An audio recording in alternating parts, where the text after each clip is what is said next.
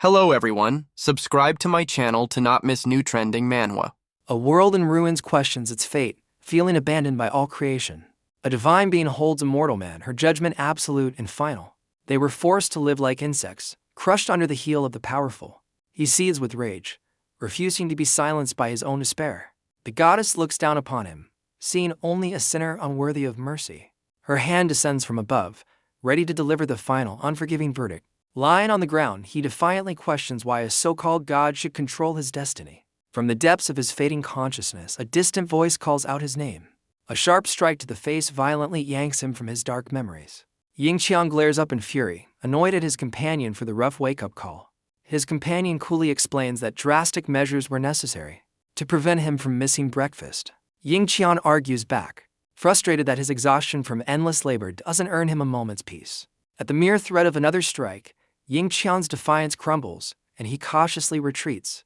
The story pans out to their grim reality, a desolate, ruined city where every day is a struggle. They line up with other downtrodden souls, waiting behind a fence to be served their daily meal. While eating, Yingqian notices the shrinking crowd, but his friend treats the disappearances as normal. The companion suggests the missing were taken away for disobeying the will of their so-called god. He preaches that as sinners, they live only by divine mercy and must focus on constant atonement. Yingqian's eyes narrow with skepticism, wondering if atonement truly guarantees a better fate. His friend yanks him into a headlock, asking if he's so eager to be the next one to disappear. Yingqian gazes over the ruins, acknowledging that everyone secretly yearns for freedom.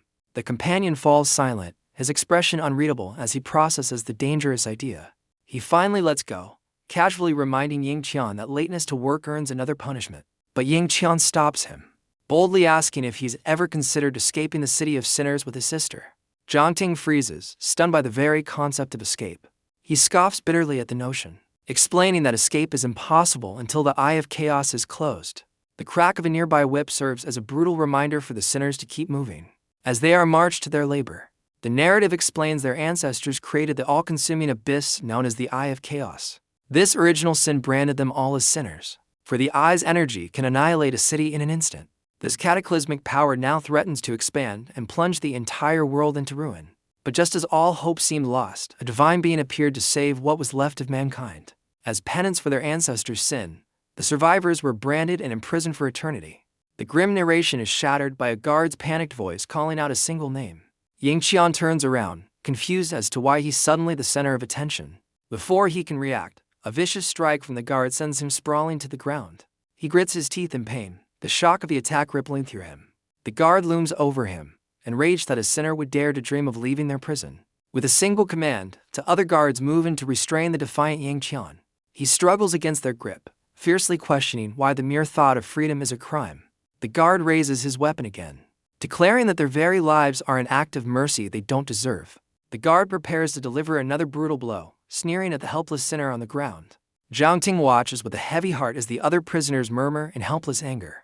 Suddenly, another guard runs in, urgently calling for his superior's attention. He whispers a message, causing the enraged guard to pause his punishment. The news is clearly shocking, revealing a more pressing emergency has just occurred. With his attention diverted, the guard orders Yingqian to be locked away in underground detention. Yingqian hangs his head, his brief spark of defiance extinguished for the moment. As the guards depart, the true informant, a purple-haired man, is revealed among the crowd. The guard commends the informant, promising to ensure his sister's well-being as a reward. The informant thanks him, but is filled with guilt, silently blaming Yingqian's own foolish dreams for his fate. He's unceremoniously tossed into a dark, stone-walled cell. The guards mock his desire for freedom before sealing him in darkness. Lying on the cold floor, a single beam of light illuminates his grim situation. His eyes, however, burn with an unbroken will, refusing to accept his fate.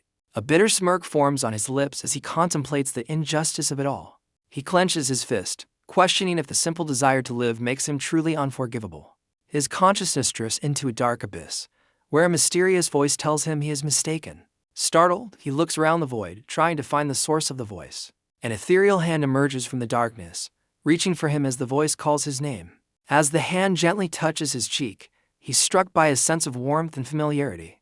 Questioning the stranger's identity, the ethereal voice reveals its owner, a spectral old man who claims to be Yingqian's grandfather. Yingqian is stunned into disbelief, insisting that his grandfather passed away a long time ago. The spirit gazes at him with pity as the vision pulls back, showing them floating in a dark void. He suddenly awakens back in his cell, the strange encounter still fresh in his mind. But as his eyes snap open, a shocking realization dawns upon him. His mind is flooded with golden images of ancient, divine figures and mythical beasts. The voice echoes once more, declaring that these entities are this world's gods. The vision clarifies, showing his grandfather standing proudly at the forefront of this divine pantheon. Ying Qian's entire worldview shatters as he struggles to process this impossible truth. In the void of his mind, a crack appears, signaling a fundamental shift in his reality. The vision solidifies, leaving him face to face with his grandfather's spectral form. A dark, jagged rift tears through the golden space, drawing the attention of the other gods. He grits his teeth, demanding to know what the terrifying anomaly is. Suddenly, a corrupting influence washes over him, distorting his very being. He realizes with a jolt of panic that his body is completely frozen in place. Staring into the void, he questions if this overwhelming power will be the end of him. Instead of oblivion, a powerful golden aura explodes around him, revealing his own divine potential. Now sitting paralyzed, he looks to his grandfather for answers, who solemnly names the entity the Eye of Chaos. Before them looms the colossal abyss, a swirling vortex of pure destruction. With grim determination, his grandfather declares that Ying Qian is their last and only hope for salvation. His grandfather's spirit turns to face the terrifying abyss, urging Ying Qian to awaken to his true purpose. The vision shatters as Ying Qian's eyes snap open, violently pulling him back to reality. He clutches his head, disoriented and reeling from the intense mental experience. He questions if it was all a dream, but the vividness of the encounter feels far too real. As his senses return, he notices a strange sliver of light piercing the gloom of his cell. He looks up in shock to find his cell door, once securely locked, is now mysteriously ajar. With newfound caution, he pushes the heavy door, peering into the hallway. A petrified body suddenly falls into his cell, causing him to cry out in alarm. He scrambles backward, staring in horror at the grotesque figure on the floor. Recognizing the husk as a guard, he's left to wonder what catastrophe has befallen the prison. His first thought is for the safety of Zhangting and the others, hoping they survive the chaos. He looks up to see a grim, debris-filled sky hanging over the ruined prison. His eyes widen in horror as the full scale of the disaster comes into view. He realizes with dawning dread that the petrified bodies are the terrifying work of the Eye of Chaos. In the center of the devastation stands a single, radiant figure, drawing the attention of the fallen. The mysterious entity hovers above, noticing the lone survivor cowering in the doorway. Ying Qian looks up, his face illuminated by the stranger's overwhelming golden aura. A divine-looking woman descends, questioning the sinner before her as he demands to know her identity. He is left speechless, completely bewildered by her sudden appearance and strange words. The blindfolded woman stands over him with an air of absolute authority, a goddess amidst the ruin. Desperate, he clutches her robe, pleading for mercy and a chance at redemption. The divine woman looks down, a hint of amusement on her lips at his plea. He stares up in disbelief, stunned by her detached curiosity. She coldly dismisses his life as insignificant, deeming his sins too great for a second chance. Her callous judgment ignites a furious rage within him, his eyes burning with defiance. A disembodied voice speaks of karma, suggesting death is merely a transition. The goddess hovers over him, pronouncing his grim fate with absolute finality. Overwhelmed by her divine decree, he collapses in despair. He looks up with shattered hope, forced to wonder if he is truly beyond saving. Suddenly, his grandfather's spirit appears, revealing that Ying Qian is not a sinner, but their only hope. His eyes snap open, a storm of confusion and dawning realization brewing within them. Kneeling before the divine woman, he questions if she is the true God he's meant to face. He looks up at her imposing figure, wondering if the devastation was truly caused by his people. A dark shadow falls over his face as his eyes glow with an eerie light. Questioning their supposed guilt, he reaches out, his fingertips turning a deathly white as a strange power begins to stir.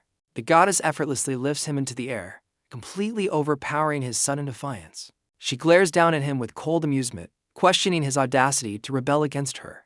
Holding him aloft amidst the ruins, she remarks that his rebellious spirit is an unchangeable part of him. She grips his face, forcing him to listen as he laments his lost chance at a peaceful life. He stares up at her with bitter resignation, realizing that to the gods, they are nothing more than ants. The goddess remains silent, her expression unreadable behind her blindfold. He struggles against her grip, furiously questioning the very idea of worshipping such a cruel deity. Her patience worn thin, she unleashes a blinding slash of divine energy. The force of the blow sends him hurtling into the ground, creating a massive crater. She floats above the destruction, lecturing him on the foolishness of defying a god. As he lies in the rubble, he thinks back to the words Zhang always told him. He recalls his friend's constant pleas for him to be devout and faithful to earn forgiveness. Rising to his knees, he realizes that despite their faith, Zhang and the others were shown no mercy. He rejects the concepts of divine kindness and greatness, deciding to fully embrace his unforgivable nature. He screams in defiance, vowing to ensure his supposedly sinful bloodline survives no matter what. A surge of dark energy erupts from the ground, sending the goddess reeling backward. She regains her composure, a smirk playing on her lips as she realizes his powers have finally awakened. Yingqian rises, his hair now stark white and his body crackling with the newly unleashed sinister power. His eyes glow with raw fury as he makes a bold declaration to destroy the deity before him. The goddess scoffs from above, amused by the mortal's sudden bravado. She coldly reminds him of his place, dismissing his newfound strength as insignificant. In a blur of motion, he closes the distance between them, appearing directly in her face. Even he is stunned by his own incredible, newfound speed. Unfazed, the goddess retaliates with a swift, devastating kick bathed in divine light. The force of her attack slams him back into the earth, carving yet another crater into the ruined landscape. The goddess lands gracefully, taunting him to stop feigning weakness with his newly awakened power. She stands atop the wreckage like a true deity, awaiting his next move from the crater below. But deep within the crater, the dust begins to stir with a renewed, violent energy.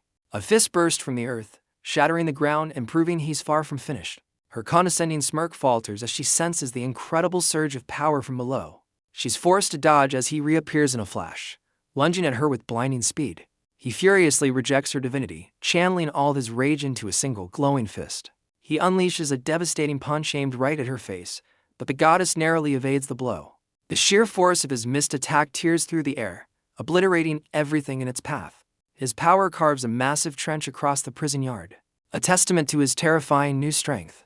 But his devastating attack is stopped cold as the goddess effortlessly catches his wrist. He stares in utter disbelief, his all-out assault completely neutralized by her calm intervention. She scoffs at his effort, reminding him that an ant will always be just an ant. Her grip tightens, easily suppressing the chaotic power coursing through his arm. A surge of dark divine energy crackles from her hand, overwhelming his own power. She channels a wave of pure agony through him, forcing a silent scream from his lips. Now on his knees before her, she mocks his pathetic attempt to kill a deity. His hand trembles on the shattered ground as he reflects on his own apparent weakness. Whether he's an ant or a sinner, he's still forced to kneel before her overwhelming presence. But a fire of defiance reignites in his eyes as he vows to never, ever yield to her. The goddess smirks, demanding he finally surrender to her will. She dismisses his defiance as nothing more than the final, desperate struggle of a dying creature. Refusing to give up, he unleashes one last furious punch with all his remaining strength. But her response is instant, impaling him with a blade of pure divine energy. His face contorts in agony and disbelief as the fatal blow lands true, holding his broken body over a cliff. She declares that death is the only outcome for those who challenge the gods. With a flick of her wrist, she casually discards him, sending him plummeting into the abyss. As he falls, dark tendrils wrap around him, and he feels his consciousness begin to fade. He watches her figure shrink in the distance, forced to accept that despite everything, he is lost. A strange sense of peace washes over him as he closes his eyes, accepting his fate. He finds a moment of quiet as his consciousness fades into the darkness. Suddenly, a bolt of immense energy crashes down from above. His body finally comes to rest at the very bottom of the deep chasm. A small dog's frantic barking echoes through the canyon, alerting a nearby figure. The loyal companion stands guard over his still form, barking at the mysterious newcomer. A menacing, red-haired man descends, surrounded by crackling purple lightning. His glowing red eyes and smug expression reveal him as the source of this strange power. Meanwhile, Yingqian hears his name being called from the depths of his own mind. He awakens in a desolate, ashen wasteland, completely disoriented. Turning around, he sees a familiar face and questions if it's really his friend, Zhang. The vision of his friend is replaced by a horrifying specter screaming for salvation. He snaps awake with a terrified gasp, the horrifying image still fresh in his mind. His terror only grows as a massive dog with glowing red eyes and a menacing grin looms over him. Overwhelmed by fear, he lets out a high-pitched scream and falls right off the bed. It turns out he's safe in bed, and the demonic dog is just an overly enthusiastic pup licking his face. He playfully pushes the dog's face away, finally getting a moment to breathe. Realizing he's safe, he gently pets the dog, who seems pleased with itself. Suddenly, a dark figure with glowing red eyes and a massive knife looms behind them, telling the dog to behave. The friendly atmosphere vanishes as both man and dog stare in wide-eyed horror at the newcomer. The menacing figure is revealed to be the red-haired woman, who gives him a sinister smile. Glad that he's finally awake, he panics, convinced he's trapped in hell and that the woman is a demonic entity. His terror manifests a horrifying vision of her as a fanged creature from the abyss. Yet, the demon simply places a hand on his forehead, checking his temperature with the knife still in her other hand. He looks up in utter confusion, completely thrown off by her gentle gesture. As she confirms his fever is gone, he becomes flustered by her unexpected closeness. He can't help but blush, finding this supposed hellspawn to be surprisingly tender. His embarrassment causes his temperature to spike again, leaving the woman utterly perplexed. The moment is interrupted by a muscular, red-haired man in the doorway, whom the woman calls her father. The protagonist mind short-circuits, struggling to process the fact that demons apparently have dads. Looking around the cozy room, he wonders if he's in heaven, prompting the girl to suggest to her father that he's delirious. The imposing red-haired man takes a drag from his cigarette and demands to know the kid's name. Looking down, he cautiously introduces himself as Ying. He internally resolves to be careful, knowing nothing about his current situation or his saviors. The man, Zhu Lirong, introduces his daughter Zhu Yan and their dog Daqiang. Before Ying asks how he ended up here, Zhu Lirong explains they found him gravely wounded at a dump and decided to bring him home for treatment. The reality of his survival hits him. He's not dead, and this is neither heaven nor hell. As his daughter questions his sanity, Zhu Lirong decides to press for more information. He looms over Ying, his intimidating presence filling the room as he asks for his address. Ying falls silent, his expression troubled as he struggles to find an answer. With a look of profound loss, he admits that he no longer has a home to return to. Zhu Lirong pauses, thoughtfully considering the boy's claim of having nowhere to go. He decides to show some mercy, telling Ying to focus on his recovery for the time being. As the family leaves the room, they wish him a good rest, leaving him to his thoughts. Alone, Ying stares into space, grappling with his survival and what he's supposed to do now. Outside, Zhu Yan questions her father's charity, worried about the cost of helping a penniless stranger. Her father reveals his pragmatic plan to use Ying as free labor in his pork shop to repay the debt.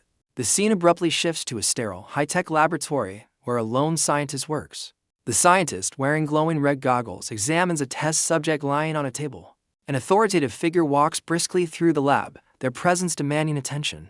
A woman approaches the scientist, reporting that the security team has just delivered some important news. The scientist intensely demands to know the location of their missing subject. His colleague reports that a full-scale search is underway and that their lord has summoned him. He calmly acknowledges the update, a faint, unreadable smile on his lips. Deciding to make his superior wait, he casually pulls down his mask. The scene shifts to a dark room filled with creepy, red-eyed dolls watching a large screen. A purple-haired figure is completely absorbed in a video game, their back to the door. The scientist quietly enters the room, his shadow falling over the strange collection. He stands in the doorway, announcing his presence to the gamer among the unsettling toys. Without turning from the screen, the figure asks for a status report on the situation. The scientist reports on their setbacks, while his lord seems to find a strange amusement in the unfolding chaos. The lord continues to tap away at the controller, completely unfazed by the scientist's report. As game over flashes on the screen, the lord casually compares the entire chaotic situation to a simple video game. The scientist questions continuing a game that's already won, but his lord reveals an insatiable appetite for amusement. The lord decides to let the situation escalate, ordering the scientist to retrieve the survivor. The room's unsettling collection of red-eyed dolls seems to watch the exchange with silent menace. The scientist respectfully bows, understanding his master's dark intentions. The lord then inquires about their energy supply, determined to keep the Eye of Chaos a secret. The scientist chillingly suggests that humanity should pay a price for their peaceful lives, banking on their forgetfulness. Meanwhile, Ying lies awake, contemplating his next move now that he has escaped death. A powerful voice echoes in his mind, urging him to return to the city of sinners and exact revenge on a god. He dismisses the voice, knowing that seeking revenge now would be a fatal mistake. His thoughts are interrupted by frantic shouting from just outside his room. Curious about the disturbance, Ying cautiously gets up to investigate the noise. He sees a small piglet fleeing in terror from a masked figure brandishing a knife. The panicked animal crashes directly into him, sending them both tumbling backward. Dazed from the impact, Ying and the piglet are left seeing stars on the ground. An imposing figure looms over them, declaring that their escape has failed. Ying's fear once again transforms Zhu Yan into a terrifying, knife-wielding demon. A swift motion cuts through his nightmarish vision, shattering the illusion. Reality sets in, revealing Zhu Yan on the floor, surprised to see him awake, with the defeated piglet beside her. Ying nervously scoots away as Zhu Yan casually explains she was just trying to slaughter a pig. She elaborates that the piglet was destined to become a honey-glazed dish for a birthday banquet. The idea of a roasted suckling pig seems to finally register with the stunned Ying. Noticing the blood on his clothes, Zhu Yan pulls him along, insisting he change out of his smelly shirt. She leads him into a room, shutting the door firmly behind them. He questions why she followed him, but she insists on helping him change due to his injured arm. Ying becomes visibly flustered, politely declining her overly helpful offer. She brushes off his modesty, shocking him by revealing she's already seen it all when she changed his clothes before. Losing patience, she forcefully pulls up his shirt, exposing a prominent mark on his back. Her attention is immediately captured by the strange symbol on his back, and she curiously asks about its origin. Ying reveals the mark as a clan emblem, which Zhu Yan finds strangely familiar. Their moment is interrupted by her father, who appears at the door holding the captured piglet. He walks in on the compromising scene, his mind immediately jumping to the wrong conclusion. The overprotective father erupts in fury, absolutely refusing to accept this marriage. After a moment, he calms down, sheepishly admitting he completely misunderstood the situation. Ying tries to apologize for the confusion, but an annoyed Zhu Yan insists he did nothing wrong. She then brutally clarifies that he's weak and awkward, and definitely not her type. Frustrated with everyone, Zhu Yan declares she's done talking and storms out of the room. Ying is left standing there, quietly processing her harsh words. Her father takes a thoughtful drag from his cigarette, preparing to have a serious talk with Ying. The father's expression darkens as he correctly guesses Ying's origins from the city of sinners. Ying is visibly stunned, unable to comprehend how this stranger knows his dangerous secret. Turning his back, the man coldly instructs Ying to disappear and erase their encounter from his memory. Stumbling backward, Ying demands to know how his past could have possibly been discovered. The father cuts him off, warning him to accept this mercy, stay silent, and live the rest of his life in hiding. A fire ignites in Ying's eyes as he flatly refuses to accept a life of cowardice. He clenches his fist, vowing he cannot live in shame while his entire clan has been annihilated. The father responds to his defiance with a swift, stinging slap across the face. Shocked and reeling from the blow, Ying stares back with a fresh mark on his cheek. The father then imparts a harsh lesson, insisting that survival is the only path to a future. He mocks Ying's ambition, declaring that no one can resist the god he seeks to defy. He dismisses Ying's quest as a foolish dream, telling him to walk away and live a quiet life. Walking away, Ying's hand trembles and clenches into a fist of pure, unyielding fury. His face contorts with humiliation and rage, the harsh words echoing in his mind. Zhu Yan emerges from the house, immediately confronting her father about his cruel words. Showing a surprising amount of concern, she asks if he really plans on forcing Ying to leave. He explains his harsh decision, revealing that city guards are actively hunting for survivors from the city of sinners. With cold pragmatism, he declares that their own survival depends on not getting involved with Ying. Zhu Yan looks down, a flicker of guilt on her face as she starts to argue, implying they have their own secrets. He quickly silences her, promising that once Ying leaves, they can go back to peacefully waiting for her mother to come home. Zhu Yan's expression saddens as she realizes her father's promise about her mother is just another lie. A close-up on her eyes reveals a deep-seated pain, knowing her mother is never coming back. The scene shifts to the bright sky, marking the start of Ying's lonely journey. He wanders aimlessly, questioning where he can possibly go, let alone seek revenge. As he prepares to leave, a small dog barks, catching the attention of someone just outside the frame. Zhu Yan suddenly appears, catching him off guard as he's about to depart. She questions his next move, but he can only admit his complete uncertainty about the future. He confesses his sheltered life, having never experienced anything beyond the walls of his former home. Unimpressed by his tragic backstory, Zhu Yan gets straight to the point, asking about his finances. His utter confusion about money leaves her stunned, questioning his basic survival skills. Deciding he's too helpless, Zhu Yan confidently gestures for the confused Ying to follow her. She immediately gets to work, bending over to rummage through a cabinet. When he asks what she's doing, she bluntly informs him that she's getting money. Ying watches in alarm as she tries to open a safe, pointing out that she's stealing. She cheekily justifies her actions, claiming it's not theft if he and the dog are watching. He has a moment of bleak realization, understanding he's just been put on the same level as the dog. With a successful keypad entry, the small safe clicks open. She hands him a card, only to be stunned by his confession that he doesn't know what money is for. Her frustration peaks when he admits his sheltered life means he's never even seen pork. His completely innocent and clueless expression leaves her at a total loss for words. He asks about the documents she's pulled from the safe, his curiosity piqued. She reveals they are her mother's belongings, left behind long ago. With a somber expression, she explains her mother vanished years ago and is presumed dead by everyone but her father. He offers a sincere apology for her loss, which she quickly brushes aside. She shows him pages of incomprehensible symbols, admitting they're her mother's brilliant but cryptic research. A jolt of recognition hits Ah Ying as he stares at the ancient script. He stuns Zhu Yan by declaring that he can actually read the mysterious characters. The text reveals an ancient legend about 12 gods who ascended from a hidden realm. Ah Ying's focus narrows on a single, chilling phrase, 12 gods. His eyes widen as a shocking connection forms in his mind, linking this research to his own past. A vivid memory resurfaces of 12 divine beings, confirming the horrifying truth wasn't just a dream. He connects the dots, realizing the god capital was renamed the City of Sinners and its people were falsely branded. His eyes widen in shock as the full, terrifying implication of this grand deception dawns on him. The revelation is shattered by the sudden arrival of Zhu Yan's father, who angrily interrupts them. The imposing figure of her father looms over them, radiating pure, unadulterated fury. Zhu Yan panics, frantically trying to explain their actions and deny that they were stealing. But Ah Ying, with his back turned, calmly refutes the very label that has haunted his existence. Both father and daughter are left utterly speechless by his sudden and unexpected defiance. He turns to face them, his expression hardened with conviction, repeating his powerful denial. Engulfed in a brilliant aura, Ah Ying clutches the documents, his entire being rejecting the title of sinner. Zhu Yan asked her father about Ah Ying's strange behavior, completely bewildered by the sudden shift. Ah Ying's eyes glow with a menacing red light as he forcefully rejects the label of sinner. His pupils constrict in a surge of raw power, his entire being consumed by this newfound conviction. Without warning, Zhu Yan's father unleashes a powerful blow, sending Ah Ying hurtling across the room.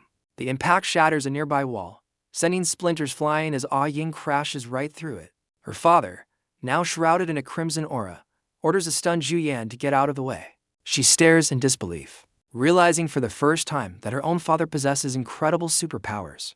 Ah Ying rises from the wreckage, refusing to be defeated by the surprise attack.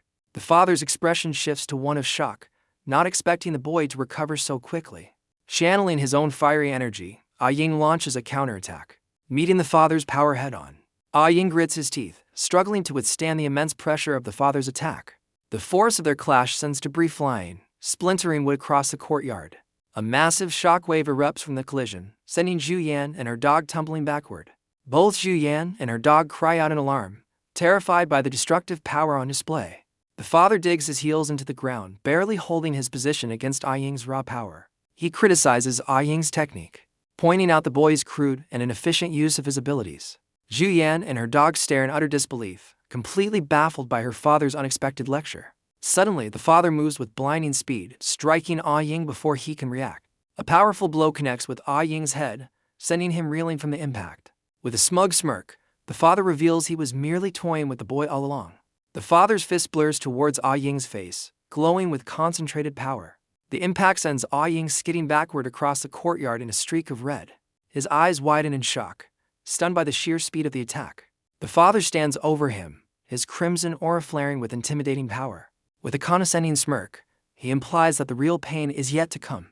Ah Ying's pupils constrict into white pinpricks as he anticipates the next move. The father vanishes in a blur of red energy, launching another lightning-fast assault.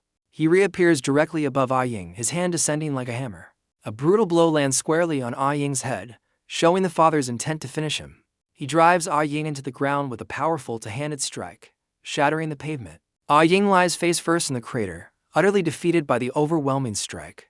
But instead of concern, Zhu Yan and her dog erupt in gleeful celebration for her father's victory. The father strikes a dramatic pose, basking in his daughter's adoration while standing over Ah Ying's motionless body. His victory lap is cut short as he senses a dark presence rising right behind him. The father's eyes fly open in disbelief, realizing the fight is far from over. Ah Ying explodes from the ground, landing a clean, powerful blow right on his unsuspecting opponent. But the father, with incredible reflexes, catches the punch just before it can do real damage. Ah Ying's eyes narrow, stunned that his surprise attack was so easily stopped. The father's fist crackles with immense power, ready to unleash a devastating counter. With a furious expression, he seizes Ah Ying's wrist, completely neutralizing the boy's assault. Ah Ying strains against the father's iron grip, his own power proving insufficient. With a single, decisive move, the father slams Ah Ying into the stone courtyard. The father's eyes glow with ancient power as he prepares to end the confrontation.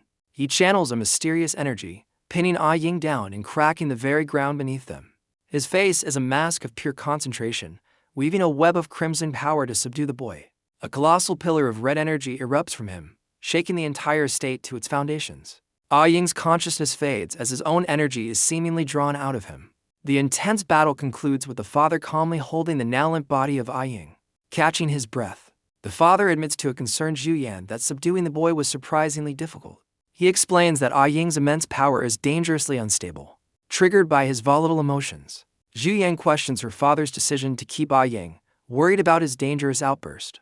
Her father reveals a shocking motive: Ah Ying might be the key to understanding her mother's mysterious disappearance. Stunned, Zhu Yan realizes her father will stop at nothing to uncover the truth about his lost love. He gazes at the unconscious boy, now viewing him not as a threat, but as their last chance for answers. The scene shifts to a secret lab where scientists discuss selecting subjects for a new experiment. A senior researcher learns their target was apprehended, only to be taken by the formidable Lord Musu of the Divine Guard. The captured individual, now in custody, seems to recognize the name of his powerful new captor. The lead scientist smirks, familiar with the imposing figure of Lord Musu, who has interfered with his plans. He demands to know the captive's location, and his subordinate confirms he was taken straight to the temple. Inside a grand, shadowy temple, two figures kneel in supplication before a mysterious ruler on a high throne. A shadowy ruler on a grand throne commands their captive to raise his head. Below the throne, a purple-haired man remains bowed in submission. He slowly lifts his gaze, his eyes burning with cold, unyielding defiance. Despite his battered appearance, his stare remains sharp and unbroken. The collar around his neck marks him as a prisoner, yet he shows no fear. He challenges his captor, daring them to finish him if they are truly a god. The ruler, a masked woman, reveals her intention is not to kill him, but to offer salvation. The man rejects her offer, believing his situation is utterly hopeless. The masked ruler pierces his despair by asking about his younger sister. Stunned, the captive recoils, demanding to know how she possesses such personal information. The masked ruler begins to explain the source of her omniscient knowledge. She reveals her true divine form, declaring herself a god with a radiant display of power. The captive's defiance melts into stunned realization as he processes her incredible claim. Hope ignites within him, and he desperately begs the goddess to save his sister, offering his complete servitude. His plea is cut short as a guard violently forces his head to the ground. The red-eyed guard pins him down, demanding his silent and complete attention. The goddess descends from her throne, her voice echoing as she tests the limits of his desperate promise. Despite the humiliation, the man grits his teeth and reaffirms his unwavering commitment. With a condescending smirk, she makes a shocking proposition to become her loyal pet. The captive's hand trembles, his mind reeling from the degrading offer he must now consider. For his sister's sake, the man swallows his pride and accepts the humiliating terms, bowing completely. The story cuts back to the Zhu estate, where Zhu Yan anxiously watches over the unconscious Ah Ying. She and her dog notice a flicker of movement, realizing the boy is finally waking up after his long ordeal. Ah Ying jolts awake, bewildered to find himself in a strange room with his former adversaries. A sharp pain shoots through his head as he tries to piece together what happened.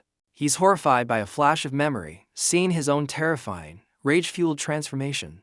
Zhu Yan snaps him out of it with a light knock on the head, telling him to get ready for the day.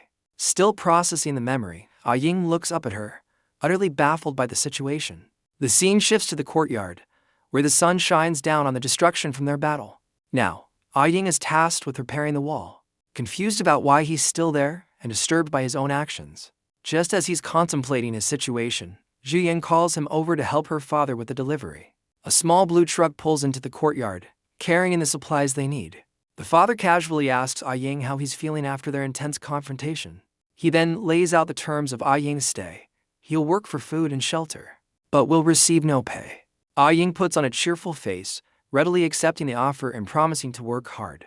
Internally, however, he knows he must stay to investigate the mother's notes for information on the gods. His first task is laid out before him: unload a massive pig carcass from the truck. To their surprise, Ah Ying lifts the entire pig with ease, displaying unexpected physical strength. The father watches with suspicion, convinced the boy's cheerful compliance is just an act.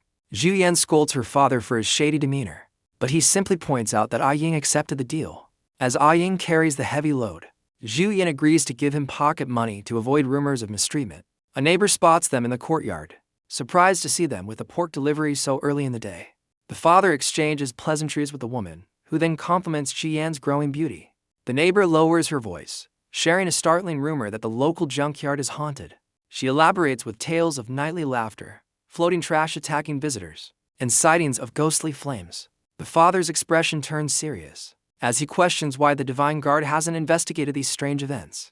The woman dismisses his concern, warning him to be careful, unaware that Ah Ying is listening intently from a distance. Noticing Ah Ying for the first time, she asks about his identity, prompting the father to lie that he's a distant relative. The neighbor suddenly recalls something important, leaving both the father and Zhu Yan perplexed by her abrupt reaction. She quickly makes an excuse about something cooking at home and departs, waving goodbye as the family watches her go. Ah Ying connects the dots, realizing the haunted junkyard is the very place he was rescued from. Later that night, under the glow of a full moon, he decides to investigate. He quietly slips out of his room, determined to uncover the truth. The boy dashes through the silent courtyard, heading for his destination. But his departure doesn't go unnoticed, as a figure steps out from the shadows. Zhu Yan's father watches him go, unimpressed by the boy's predictable restlessness. Ah Ying soon arrives at the desolate, moonlit landscape of the local junkyard. He stands in the very crater where he was found, confirming his suspicions about the location. A new hope sparks within him. Perhaps other escapees from the Sinner's Land are hiding here. His search is cut short as a glass bottle hurtles towards him from the darkness. Ah Ying leaps back as the bottle explodes in a burst of blue energy.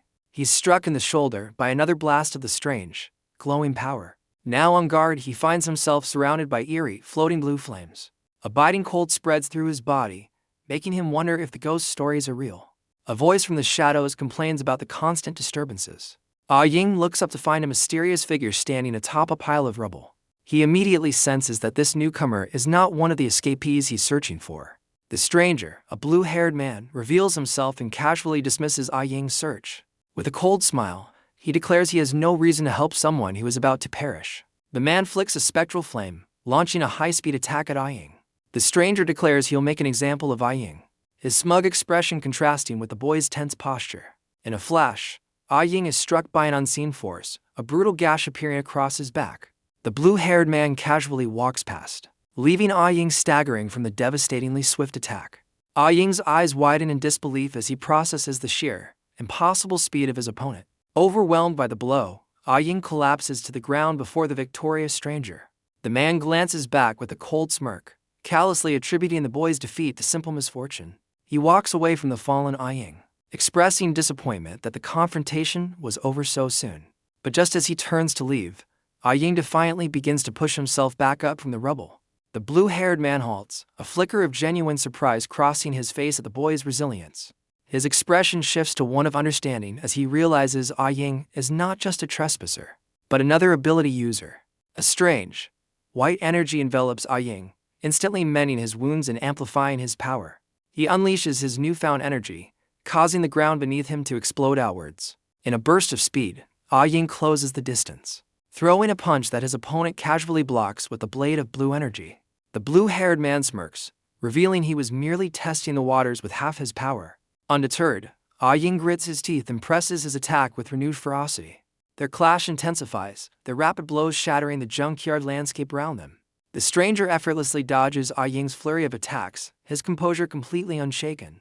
He then moves at blinding speed, creating afterimages to confuse and overwhelm his opponent. Leaping high above, the blue-haired man prepares to bring his glowing blade down on the boy. The devastating strike connects, sending Ah Ying hurtling backwards across the rubble. The stranger unleashes a devastating X-shaped slash of blue energy from above, but Ah Ying stands his ground, crossing his arms to block the incoming assault. The attack explodes on impact, engulfing the area in a blinding flash of power. In a blur of motion, Ah Ying reappears behind his foe, having completely evaded the blast. The blue-haired man's smug confidence shatters, replaced by pure, unadulterated shock. Ah Ying reveals his own power, admitting he was also holding back a significant amount of his strength. He follows up with a fierce kick, sending his opponent reeling across the junkyard. The stranger is forced to plunge his energy blade into the ground, desperately trying to stop his momentum. Regaining his footing, he retaliates with a barrage of sharp energy shards. Clutching his chest, the blue-haired man grimaces, conceding that the boy's blow actually caused him pain. The stranger admits his misjudgment as Ah Ying stands over him, believing the fight is won. He mocks Ah Ying's clumsy technique, gathering a formidable block of crystalline blue power. With a final declaration, he launches the massive crystalline beam straight at his opponent. Ah Ying is slammed by the icy assault, bracing himself against the overwhelming power.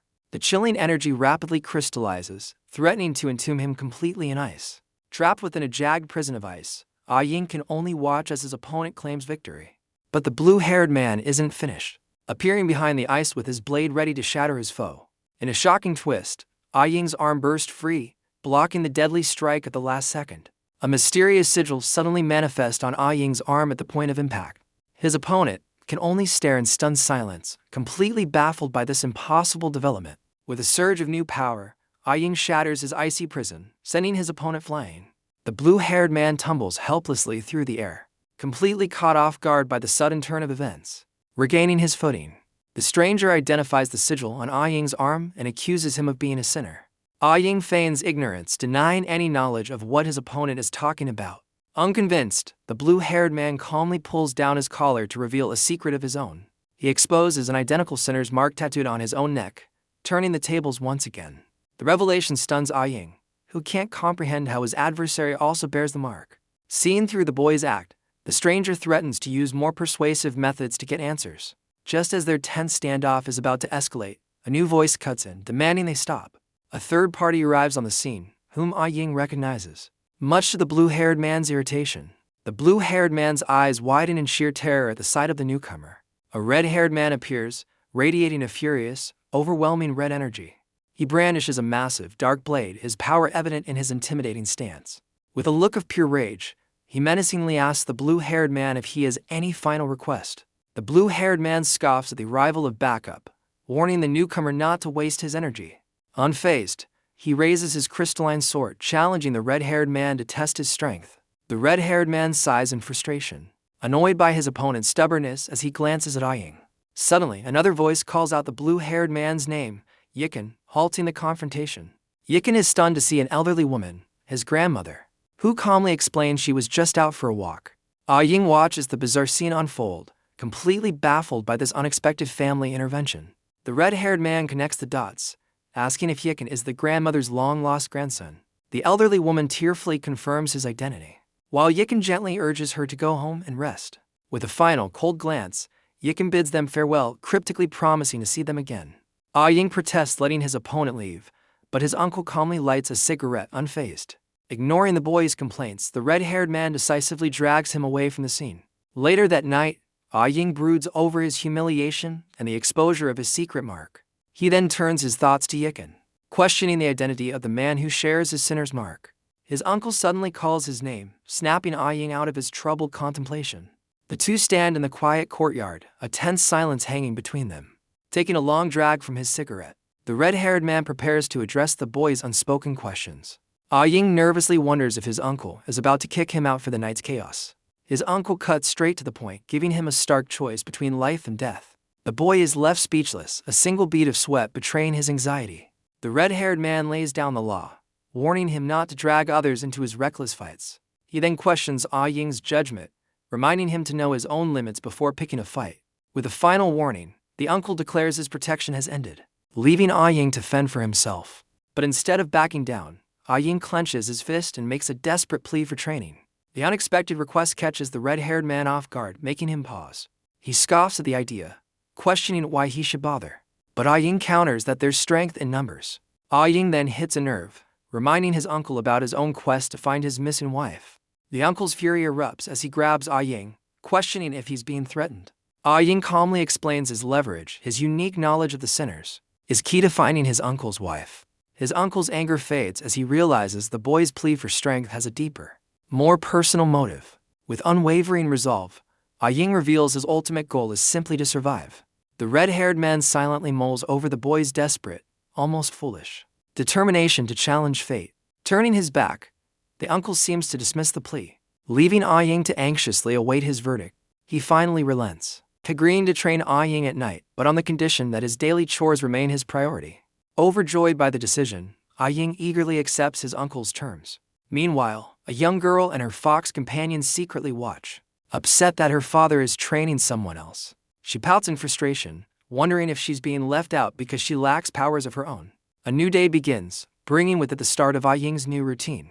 His first task involves moving heavy boxes, a stark reminder of his daily chores. A woman checks her inventory list as Ah Ying questions the large order. Learning it's for making cured goods to sell, she suddenly realizes that despite living nearby, Ah Ying has never actually been into the city. Deciding to change that, she instructs him to get ready for a trip to the morning market. They soon arrive at a bustling market, filled with the vibrant energy of the city. While enjoying some street food, Ah Ying takes in the lively atmosphere with his companion. Nearby, they overhear the men viciously discussing how sinners should be punished instead of living in peace. The hateful words make Ah Ying stop in his tracks, his pleasant mood instantly vanishing.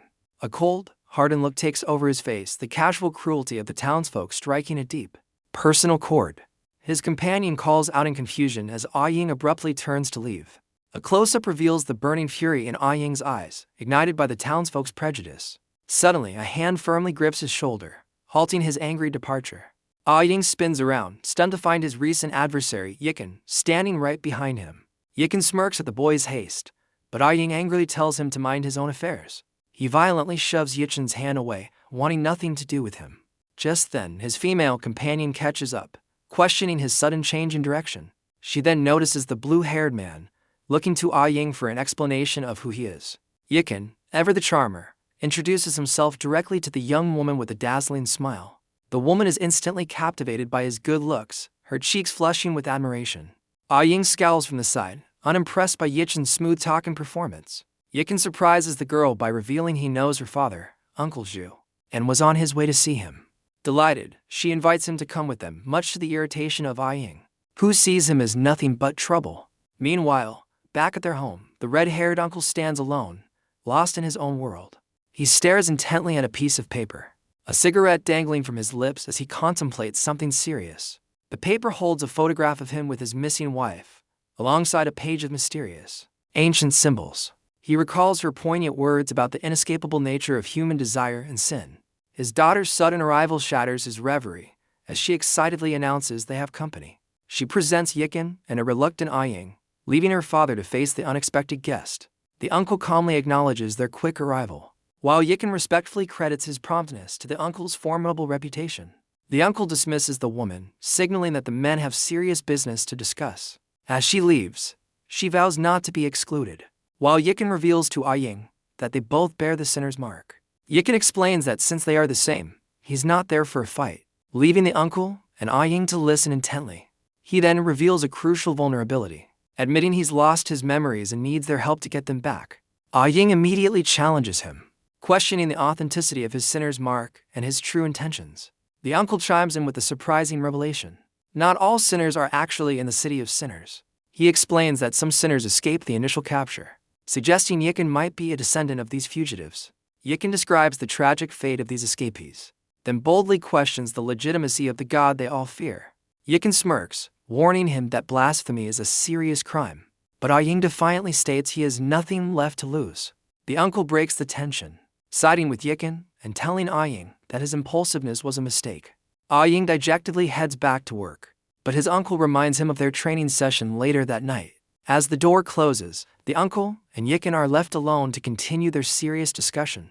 With Ah Ying gone, the uncle immediately confronts Yiken, demanding to know his true identity. Yiken calmly repeats his claim of amnesia, insisting the only thing he knows for sure is that he's a sinner. The uncle remains skeptical, noting he's never encountered a sinner like him, prompting Yiken to question the uncle's experience. Conceding that Yiken is clever, the uncle admits he still doesn't trust him, and Yiken coolly asks for a reason. The uncle's expression hardens as he explains his deep-seated fear of betrayal from within their own ranks. Later that night, the scene shifts to the dark, ominous back mountain, where Ah Ying's training is set to begin. His uncle warns him of the agonizing pain ahead, but Ah Ying fiercely declares his readiness to endure anything. Yet, a moment of hesitation flickers across Ah Ying's face as a sudden thought or memory seems to distract him. His focus shatters as he spots Yikin casually observing their training, much to his annoyance. Before he can react, a powerful blow from his uncle sends him reeling, his eyes wide with shock. The uncle, wreathed in a crimson aura, unleashes a brutal strike, officially starting the night's harsh lesson.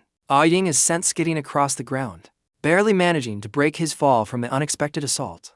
Dazed and confused, he looks back at his mentor, questioning the sudden and vicious start to their session. His uncle ignores the question, instead surging forward with overwhelming red energy, declaring the training is now in full swing. A devastating punch shatters the ground where Ying just stood, demonstrating the uncle's immense power. Ying barely manages to leap away, narrowly avoiding the destructive impact of his uncle's fist. In a flash, the uncle appears behind him, delivering a chilling reminder about the deadly mindset required for battle. The boy is stunned by his mentor's blinding speed, his mind struggling to keep up with the relentless assault. The uncle unleashes a devastating vortex of crimson energy, tearing up the ground around him. From the sidelines, Yikin reflects on the uncle's terrifying power, realizing the man is far more formidable than he appeared. Looming over his nephew, the uncle lectures that evasion is futile, a counteroffensive is the only true defense. Ying digs his fingers into the shattered ground, refusing to stay down despite the overwhelming pressure. Suddenly, a brilliant golden aura erupts from Ying, signaling a change in the battle that captures Yichen's full attention. A smirk crosses Yichen's face as he finds the display fascinating, and the scene then jumps forward half a month. After weeks of brutal training, a bruised Ying is back to his daily chores, loading boxes onto a cart. His companion urges him to hurry from the driver's seat, reminding him they need to reach the city by nightfall. Ying opens the passenger door, his eyes widening in complete shock at the sight of an unexpected traveler. Lounging inside is Yikin, who coolly informs the boy that he'll be joining them on their trip into the city. The girl questions Yichen's purpose for joining them, and he coolly states he's searching for clues to his past. A confused Ying demands to know what Yikin is talking about, clearly left out of the loop. With a sly smile, Yikin drops a bombshell, revealing he actually escaped from the city. The revelation stuns Ying, as Yikin confirms he knows this world well despite his memory loss. Growing more suspicious, Ying presses Yikin on why he fled, wondering if he was some kind of criminal. Yikin explains that as a sinner, his only choice was to run for his life to avoid capture. A flashback shows an old woman finding him, leading the girl to realize he's been posing as her grandson. Ying assumes his uncle spilled the beans, but Yikin smugly claims he deduced it all on his own. Yichen's taunt about Ying having a brain infuriates the boy, who threatens to throw him from the vehicle. Yikin calmly suggests they are in the same boat, but Ying furiously rejects any connection between them. Yikin coolly remarks that sinners are treated like ants, suggesting his amnesia is a blessing in disguise. His words strike a chord with Ying, who silently considers the painful memories he wishes he could forget. Yikin catches Ying's flicker of vulnerability, his eyes narrowing with a predatory curiosity. He playfully offers to listen to Ying's troubles, earning a furious shove from the flustered boy. As their vehicle heads towards the city, Yikin and the girl anticipate adventure, while Ying fumes in the background. The story cuts to a vast, sunlit archive, its walls lined with countless records and secrets. A subordinate announces a visitor to a powerful figure, who grants permission for Dr. Zhu to enter. Dr. Zhu walks in, questioning the busy commander about the reason for their meeting. The imposing figure is identified as Temple Commander Musu, a man who exudes authority. Dr. Zhu reveals his visit concerns one of the commander's subordinates, a woman named Chi Qiao, immediately capturing Musu's attention. Dr. Zhu demands Commander Musu discipline Chi Qiao for repeatedly interfering with his laboratory's operations. Musu calmly defends his captain, explaining she was investigating flawed procedures, which is well within her rights. The doctor challenges the commander's authority, reminding him that the laboratory operates outside his jurisdiction. Dr. Zhu's frustration mounts as he accuses Musu of showing blatant favoritism towards his own subordinate. The commander's expression hardens, firing back that his people are always cleaning up the messes left by the doctor's apostles. Dr. Zhu sees with silent rage, clearly incensed by Musu's pointed accusation. Musu clarifies that while the lab is separate, their actions disrupted public order, making Chi Qiao's intervention justified. The commander then casually brings up a name, Zhang Ting, as if recalling a minor detail of great importance. A cunning smirk spreads across Musu's face, revealing he's playing a deeper game than the doctor realizes. The scene then cuts away, shifting back to the van carrying Yikin and Ying as it speeds towards the city. The girl's eyes widen in awe as she gets her first glimpse of the sprawling metropolis.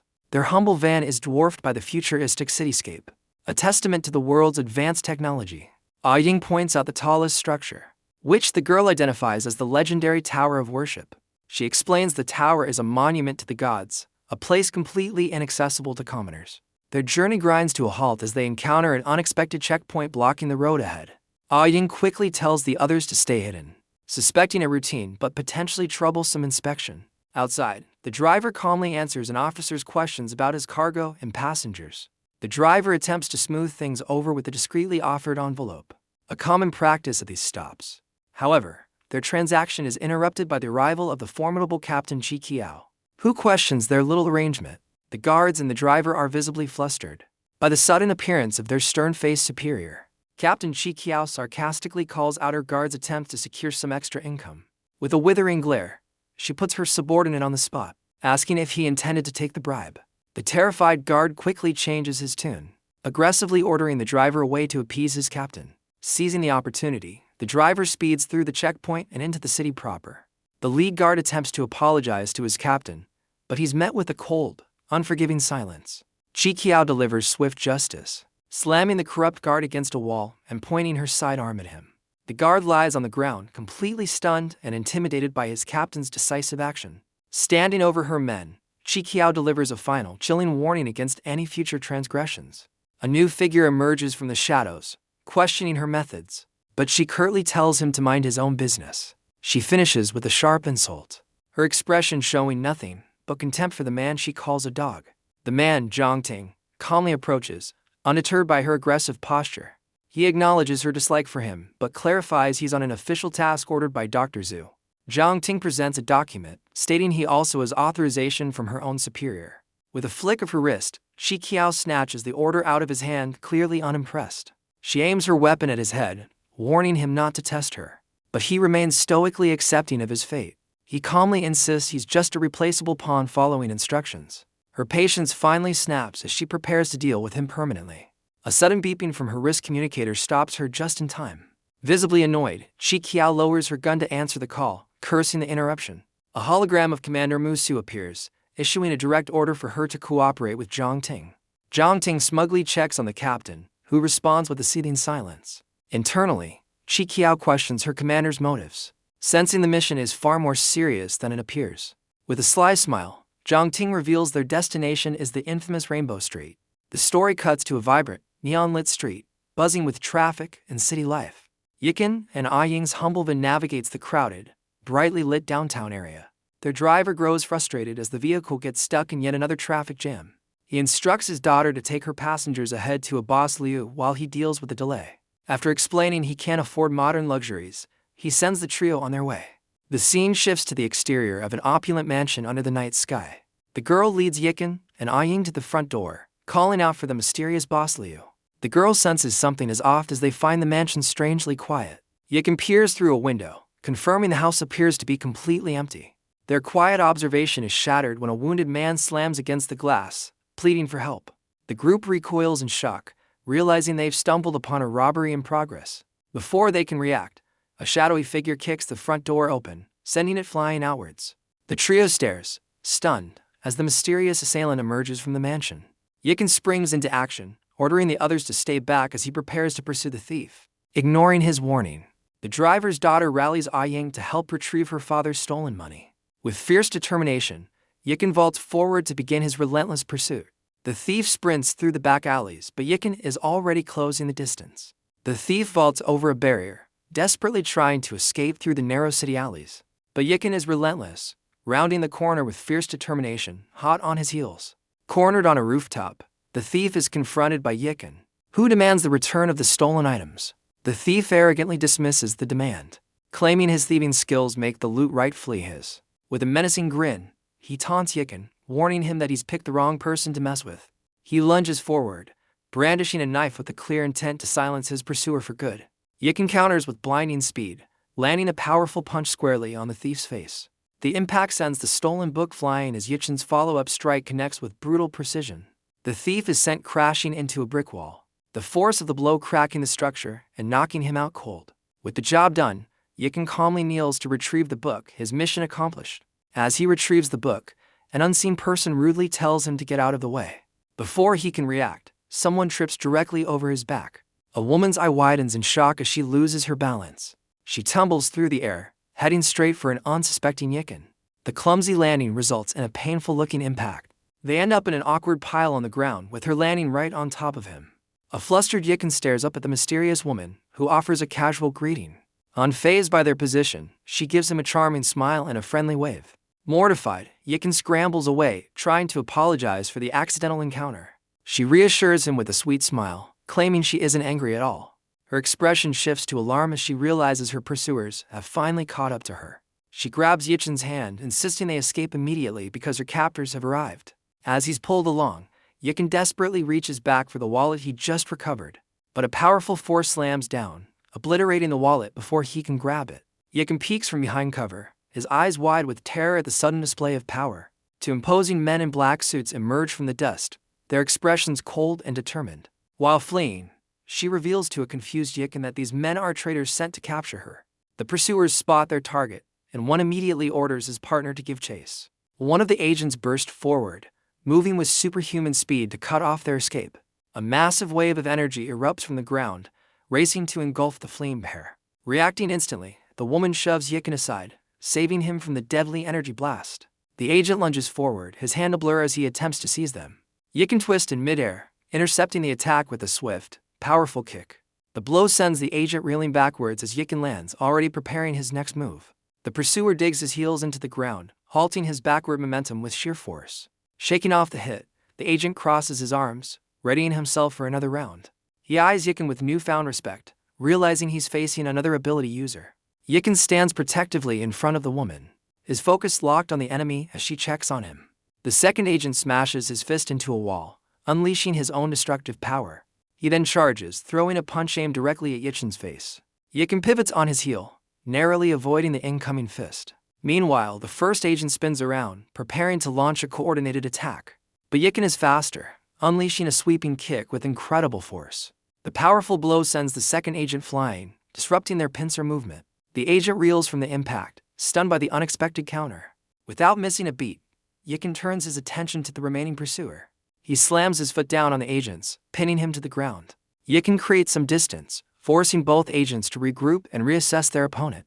The first agent glares, visibly frustrated by Yichin's superior fighting skill. He grimaces, realizing that dealing with another ability user is more trouble than he anticipated. Yikin stares in disbelief, realizing the agent he's fighting has no eyes under his glasses. His shock is cut short by a cry as he sees the second agent has captured the woman. The agent restrains her, revealing their goal is to obtain her unique ability. In response, a mysterious crystalline object materializes in a flash of green light. The woman unleashes her power, sending a flurry of sharp crystals flying at her captor. Just then, a well-dressed man arrives, commenting on the delay and the unfolding chaos. The newcomer smirks, teasing Yikin for playing the hero while the others look on in confusion. Seeing the new arrival, the lead agent realizes they are outmatched and calls for backup. Faced with two powerful ability users, the agents make a tactical decision to retreat immediately. As they flee, the newcomer explains their hasty departure was likely due to alerting the nearby Divine Guard. Yikin remains fixated on the bizarre detail of the agent having no eyes. The newcomer explains their eyes were removed as punishment for being traitors exiled to the Purgatory lands. He reflects on their pitiful fate despite their treason. A sudden, startled realization dawns on the woman's face. The newcomer's attention shifts to her, a flicker of recognition in his eyes. She stares back, her expression unreadable and guarded. Yikin nervously suggests they should also escape before the Divine Guard shows up. She firmly refuses to go with the newcomer, making Yikin worry about her safety. She then stands on her tiptoes, moving closer to an unsuspecting Yikin. She surprises him with a quick kiss on the cheek, leaving him blushing. The newcomer covers his mouth, amused by the sudden, bold gesture. She thanks Yikin by his full name, Ying Qian, before turning to make her escape. Yikin is left completely flustered, touching the cheek where she kissed him. The newcomer teases him about being sad to see her go, but Yichin's expression turns serious. He puzzles over a crucial detail. How did she know his real name was Ying Qian?